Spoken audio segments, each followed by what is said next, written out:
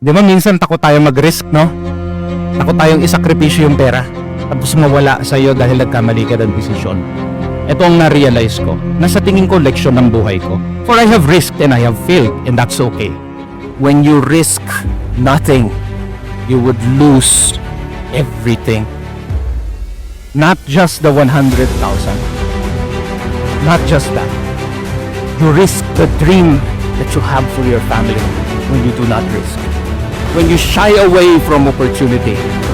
When you retreat instead of fight, you lose everything. Ano na yung pamilya mo? Hindi mo sinugal. And there are always what ifs. Parating, paano kaya? Parating, paano kaya kung hindi gumana to? Tama? What if kaya hindi mag-work yung negosyong iniisip ko? Naisip nyo na ba yan? Yes? Pero ito ang tanong ko sa'yo. Paano kung mag-work? Paano kung gumana lahat ng gusto mong gawin? Paano kung mag-align yung between? Bakit ka pinangungunahan nung paano kung hindi gumana?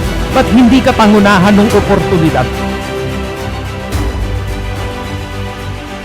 Mr. Dekdek Internet Cafe, ang pinaka-affordable na computer shop